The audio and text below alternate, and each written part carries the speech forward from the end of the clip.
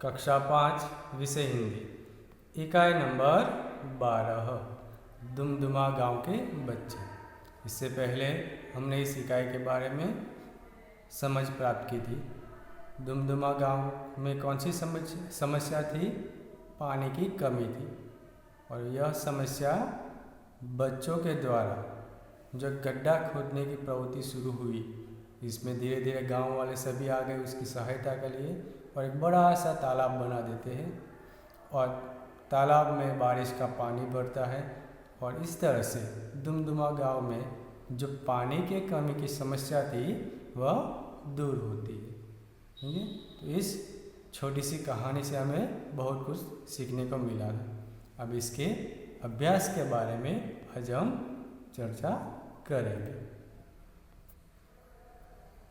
अभ्यास में पहला प्रश्न है, सोच कर बताइए। यहाँ पर जो दिया है प्रश्न, इस विषय में आपको पहले सोचना है और फिर आपको बताना है कि ऐसा क्यों हुआ या ऐसे क्यों। पहला प्रश्न है, आपके गांव या शहर में पानी के कौन कौन से स्रोत है? स्रोत यानी पानी कहाँ से हमें प्राप्त होता है? जहाँ से हमें पानी प्राप्त होता है वह पानी के स्रोत माने जाते हैं।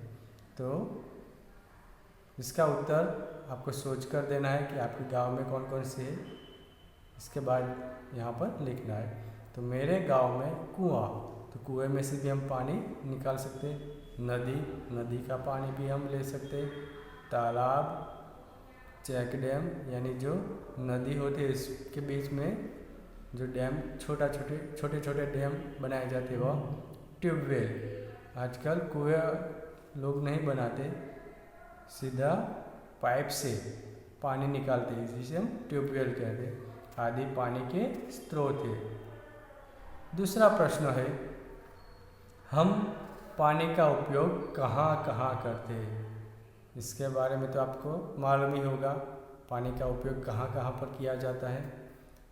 तो हम पानी का उपयोग पीने में, सबसे पहला उपयोग है पीने के लिए, नहाने के लिए, नहाते हैं ना आप, रसोई बनाने के लिए यानी कि खाना पकाने के लिए, उसमें भी पानी की ज़रूरत होती है।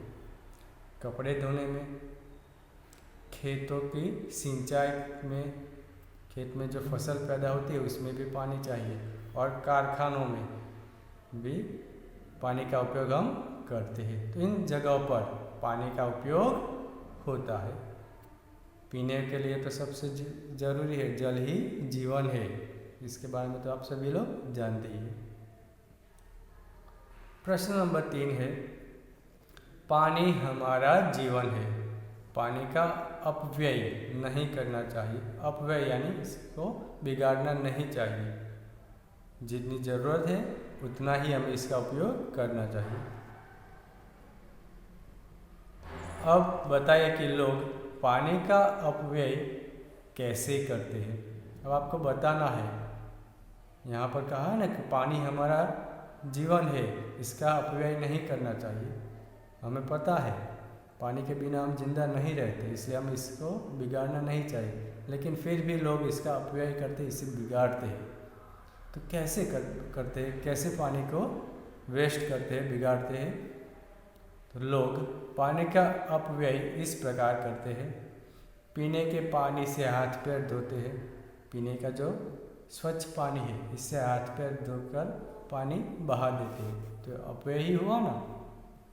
दूसरा है, नल चालू रखकर इधर उधर चले जाते हैं, नल खुला छोड़कर यहाँ वहाँ घूमने चले जाते हैं, तो इससे भी पानी का अपव्यय होता है। पीने योग्य पानी से पशुओं को नहलाते हैं, उसमें भी व्यय होता है। पीने योग्य पानी से जीप, ट्रैक्टर आदि धोते हैं, यानी जो साधन है वो धोते हैं। टपकते नल को बदलते नहीं है। इसके अलावा भी कई लोग उसे थोड़ा सा ही पानी चाहिए पीने के लिए और पूरा गिलास भरते हैं, उसमें से थोड़ा पीते हैं और आधा गिलास से ज़्यादा पानी तो नीचे डाल लेते हैं, तो ये भी तो अपव्यय हुआ ना। हमें जितना पानी पीना है उतना ही लेना चाहिए। तो इस तरह से हम पानी का अपव्यय करते हैं। चौथा प्रश्न है, पानी का अपव्यय न हो इस हेतु आप क्या क्या करेंगे? यानी लोग पानी बिगाड़े नहीं, इसके लिए हम क्या क्या कर सकते हैं? तो इसके लिए उत्तर में आप लिख सकते हैं, पानी का अपव्यय न हो इस हेतु में जलाशयों पर सूचनाएं लिखूंगा, टपकते नल बंद करवाऊंगा। कभी कई लोगों के घर नल से पानी टपकता रहता है, यानी बिगड़ जाता है, तो वो पानी व्यर्थ हो जाता है। तो ऐसे नल को हमें बदलना चाहिए। पीने योग्य पानी का ज़रूरत के मुताबिक उपयोग करूँगा। जितना पानी पीना है बस उतना ही हमें लेना चाहिए। पानी का अपव्यय बंद करने के लिए लोगों को समझाऊंगा। तो इस तरह से हम पानी का जो अपव्यय होता है, लोग बिगाड़ते हैं, इससे हम पानी को बचा सकते हैं। तो इस तरह से हम कुछ प्रयत्न कर सकते हैं। यह था प्रश्न 1, सोचकर बताइए। प्रश्न नंबर 2, कुछ शब्द नीचे कोष्ठक में छिपे हुए हैं, उन्हें ढूंढिए और लिखिए। यहाँ पर कोष्ठक के अंदर कई सारे शब्द हैं, इसे आपको ढूंढना है और लिखना है। तो किस तरह से? इस प्रकार से। तो यहाँ पर जो शब्द है इसके ऊपर आपको, जैसे यहाँ पर सर्कल किया है, इस तरह से सर्कल करना है और यहाँ पर लिखना है। जैसे देखो, लहलहाए, तो लहलहाए। फिर है बरना, ये बरना। कड़ाही, प्रार्थना, नहाना। ये जो शब्द है इसे आपको लिखना है। बाहर, ये बाहर। फिर खेलना, ये जो खेलना। छपाछप, नीचे है छपाछप। बरसात, बरसात कहाँ पर है? तो ये पहला ही है बरसात। बादल, इसके पास है बादल। तैरना, ये तैरना। और दुमदुमा। तो इस तरह से कुल 12 शब्द है, आपको सर्कल बनाकर इसे लिखना है। प्रश्न नंबर 3, कोष्ठक में दिए वर्णों को योग्य स्थान पर रखकर सार्थक शब्द बनाइए। यहाँ पर छपाछप, यहाँ पर छ लिखा है, बाकी का जो शब्द पूरा करने के लिए जो वर्ण है वो हमें लिखना है। तो इस तरह से शब्द बनेगा छपाछप। फिर यहाँ पर बनेगा परेशान, परेशान। जमीन, रोज, मीन। तो इस तरह से जो खाली जगह है इसमें सही वर्ण लिखकर हमें सार्थक, सार्थक का मतलब है जिसमें से कुछ अर्थ निकलता हो, ऐसा शब्द बनाना है। प्रश्न नंबर 4, नीचे दिए गए चित्र के आधार पर 5 वाक्य लिखिए। प्रश्न नंबर 4 के अंदर जो चित्र है उस चित्र के आधार पर हमें 5 वाक्य कहे तो 5 ही नहीं लिखने हैं, आप 6-7 वाक्य लिख सकते हैं। ठीक है, तो इस चित्र के आधार पर कुछ इस तरह से लिखा जा सकता है। यह गांव का दृश्य है, सुबह का समय है, सूरज निकल रहा है, आकाश में पक्षी उड़ रहे हैं, दूर कुछ पेड़ और घर दिखाई दे रहे हैं, एक मंदिर भी दिख रहा है, मैदान में 2 लड़के गेंद खेल रहे हैं, तालाब के किनारे 2 स्त्रियां कपड़े धो रही है, एक बालक खेत के पास खड़ा है, खेत में किसान है, किसान हल चला रहा है, 2 बैल हल खींचते हैं। तो इस प्रकार से जो चित्र दिया है उस चित्र के आधार पर आप 5-7 वाक्य लिख सकते हैं। अब है प्रश्न नंबर 5। नीचे दिए गए चित्र के आधार पर कहानी लिखिए। यहाँ पर जो आपकी किताब में चित्र दिए हैं उस चित्र के आधार पर कहानी लिखनी है। कहानी का शीर्षक भी देना है। तो कहानी कैसे होगी, तो यहाँ पर देखिए, मेढक और सांप, ये कहानी का शीर्षक है। कहानी कुछ इस तरह से बनेगी। एक तालाब था, उसमें बहुत सारे मेढक रहते थे। तालाब के किनारे बरगद का एक पेड़ था। उसकी जड़ में एक बिल था। जड़ यानी उसके मूल।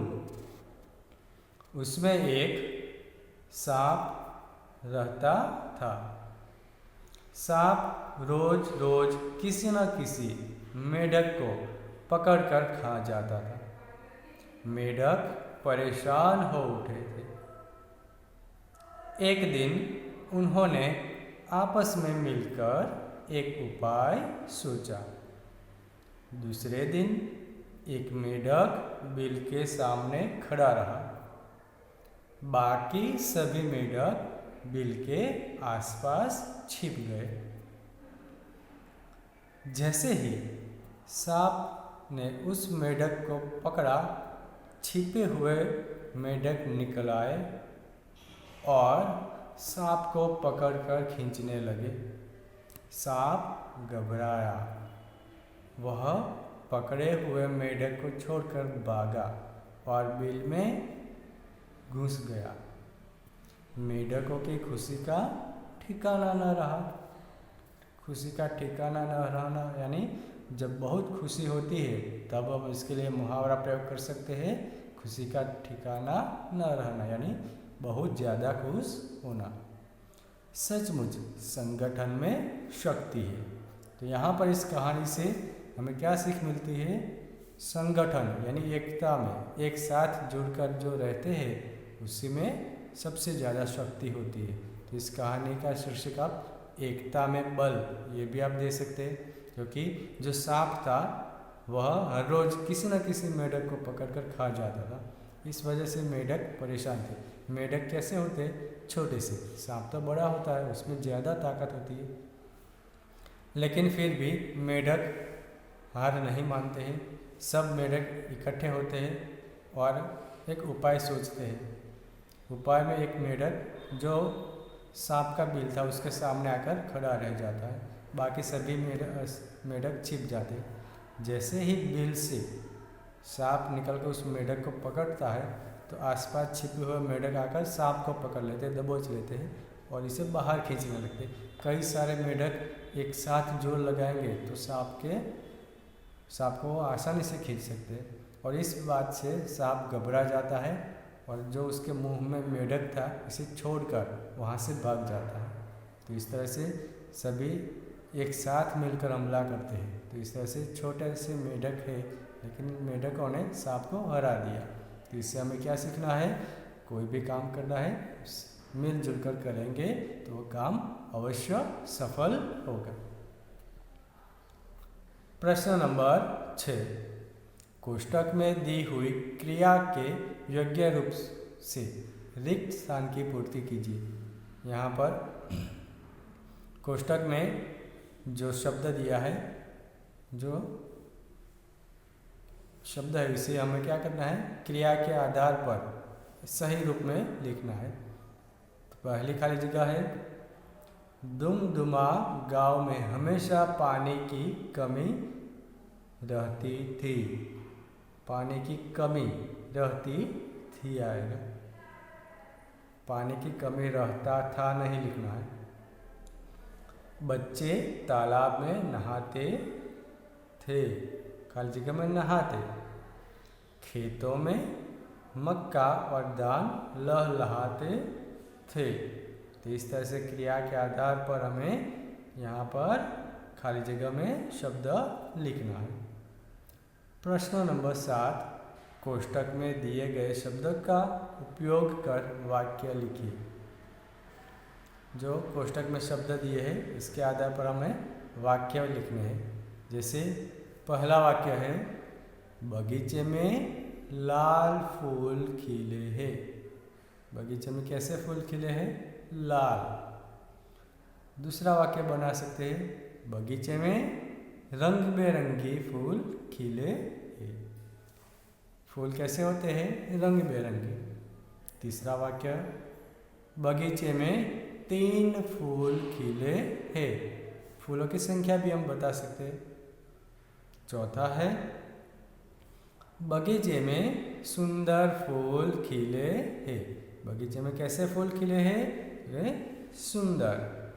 तो इस तरह से यहाँ पर कोष्टक में जो शब्द दिए हैं इसका उपयोग करके हमें वाक्य बनाना है। आगे का प्रश्न है प्रश्न नंबर 8, निम्नलिखित शब्द का उपयोग कर वाक्य बनाइए। यहाँ पर जो शब्द है जैसे कि होशियार, सुंदर, काला, छोटा, इसका प्रयोग करते हुए हमें वाक्य बनाना है। और ये सभी क्या है? विशेषण है। विशेषण यानी जो संज्ञा की विशेषता बताते हैं इसे विशेषण कहते हैं। तो ये सभी विशेषण है।